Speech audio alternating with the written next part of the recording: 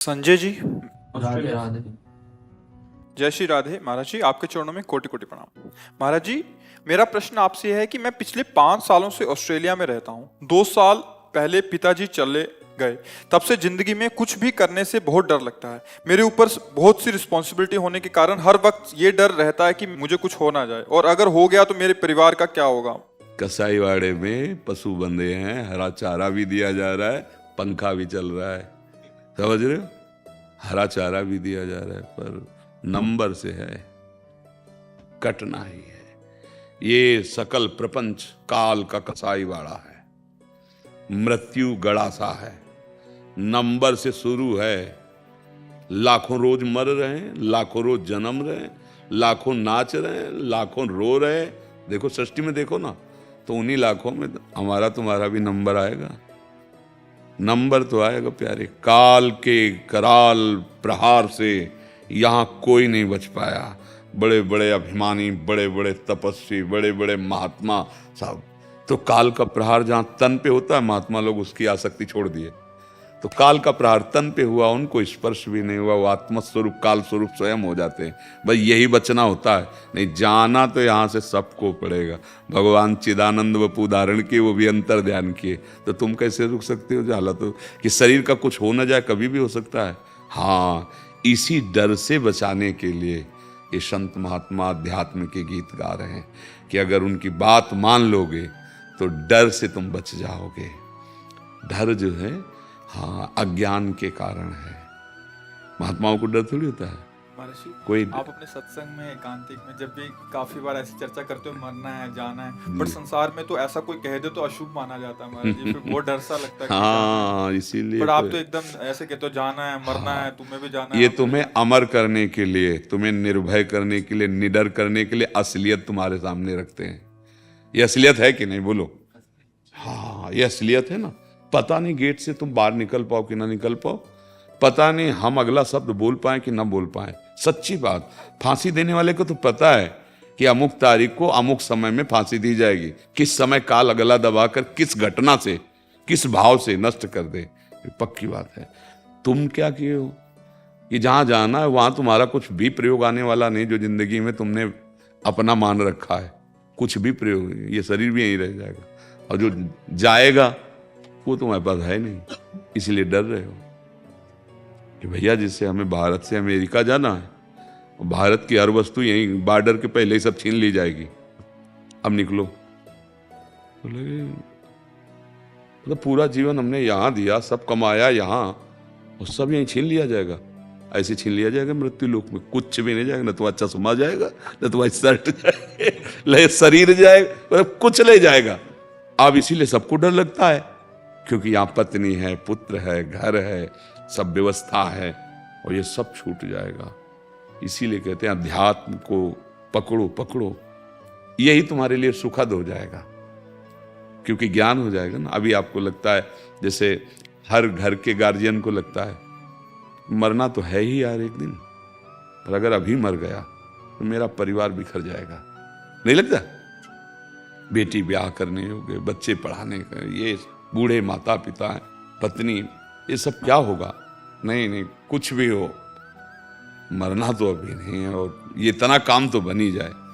वो ऐसे ही सोचता रहता पूरे जीवन, और खाली हाथ खोखला होके जाता है। मन पचते ही है अवसर बीते। जो कमाने आया था जीवन मुक्त होने के लिए, परमानंद प्राप्ति के लिए, कि इस मनुष्य जन्म में जाऊंगा और ऐसा भजन करूंगा कि बंधूंगा नहीं माया में, तो भैया ये माया बंधन आपने स्वीकार किया है। अगर आप इसे छोड़ना चाहे तो छोड़ सकते हैं आराम से, क्योंकि आपने ही पकड़ रखा है। राधा राधा जपो और डरो। हम कहते हैं डरो, जिससे तुम्हें सबल का आश्रय मिल जाए। जो शभीत आवा सरनाई, तो रखियो ताई प्राण की नाई। भगवान कह रहे हैं यदि कोई माया से भयभीत होकर मेरी शरण में आ जाए तो मैं उसे अपने प्राणों की तरह रखता हूं, भगवान का वचन है। तो हम तो कहते डर लगना चाहिए। कोई तो एक हो जो हमारी बात सुन सके, हमारी रक्षा कर सके, तो वो केवल भगवान ही हैं जो काल से भी रक्षा कर सकते हैं और जो बिना बोले बात सुन सकते हैं, पुकारने की भी जरूरत नहीं, अंदर सोचा मात्र की बात पहुंच गई उनके पास, वो वहीं बैठे हुए हैं अंदर ही। यार बिना भजन के जीवन बिल्कुल भयावह है। बिना भजन के बिल्कुल ऐसा समझो जैसे मगरमच्छ से भरे समुद्र में फेंक दिए गए। अब क्या करें? अगर कोई विशाल बोट मिल जाए तो ही बच सकते हैं। हाँ, तो भगवान शंकराचार्य जी से पूछा शिष्यों ने कि इस अपार संसार समुद्र से पार होने के लिए ये बहुत अगाध है, क्या उपाय है? गुरु कृपालो कृपया वदेत श्री विश्वेश्वर पादाम्बुज दीर्घ नौका। भगवान के चरणारविंद का आश्रय, भगवान के अगर चरणों का आश्रय नहीं लिया, नाम जप नहीं, भैया कुछ भी बन जाओ, ये डर हटेगा नहीं। चाहे जितने अंगरक्षक रख लो, जलोगे अंदर से, अशांत रहोगे, दुख मिलेगा, आगे भी मिलेगा। ये जन्म केवल मनुष्य शरीर इसीलिए दिया गया कि सब कुछ कार्य करो और राधा राधा राधा राधा राधा, फिर आप देखो निर्भय हो जाओगे। भगवदा आनंद के बिना विषयानंद तुम कितना भी समेट लो, ना निर्भय हो सकते हो, ना निश्चिंत हो सकते हो, ना निशोक हो सकते हो।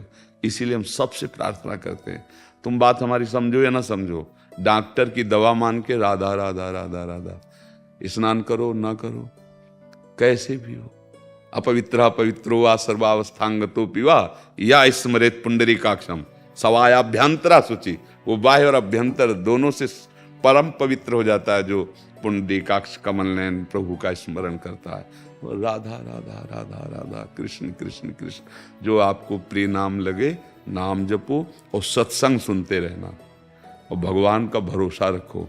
तुमसे सृष्टि नहीं चल रही, भगवान से। जो तुम्हारे परिवार के जन हैं, भगवान सबका भरण पोषण कर।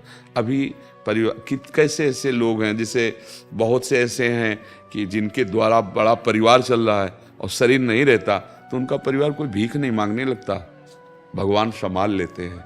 कोई न कोई ऐसा तैयार कर देते हैं जो उनका संरक्षण करता, और फिर वो उसके रहने से जो अच्छा नहीं होता, उससे भी ज्यादा अच्छा उसका परिवार हो जाता है। हमने देखा है।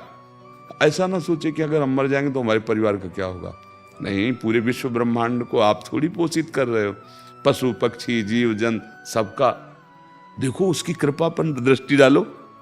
शरीर में अगर देखो तो कहीं दूध नहीं है, इतना मीठा उतना ही गर्म, और हमारे लिए जीवन पोषण करने वाला ये भगवान ने बना दिया था। माता के वक्षा स्थल से हमारा पोषण हुआ। जब हम गर्भ से बाहर आए तो सबसे पहला हमारा पोषणकारी माँ का। अच्छा, जब गर्भ में थे तब कौन पोषण कर रहा था? माँ भी नहीं जानती थी कि कैसे पोषण होगा गर्भस्थ शिशु का, लेकिन किया ला। ये बात समझो, वो अनंत ब्रह्मांडों का पोषण करने वाला, उसी का परिचय नहीं, इसीलिए डरते हो बच्चा। पर इतना जरूर हम कह रहे हैं कि चाहे जिस पद में हो, चाहे जितना रुपया कमा लो, ये काल का कसाईवाड़ा पूरा प्रपंच है, वो काटेगा। तो उससे बचने के लिए जिसके हाथ में काल रूपी डंडा है, वो है श्री कृष्ण। अगर प्रभु की श्री हरि की शरण नहीं हुए, उनका नाम जप नहीं किया, तो कुछ भी कर लो, शांति नहीं मिलने वाली, निर्भय नहीं होने वाले, शोक रहित होने वाले नहीं। इसलिए राधा राधा रटो और अच्छे आचरण करो। कुछ समय बाद तुम ही कहोगे कि अब कोई डर नहीं लगता, अब कोई भय नहीं लगता। देख लेना। और अगर भजन नहीं करोगे तो चाहे जितने अंग रक्षक रख लो और चाहे जितने रुपया कमा लो, वो तुम्हें कभी निर्भय और भयभीत करने वाले बन जाए, और भय पैदा करने वाले बन जाएंगे। इसलिए भगवान श्री हरि का आश्रय, उनका नाम जप।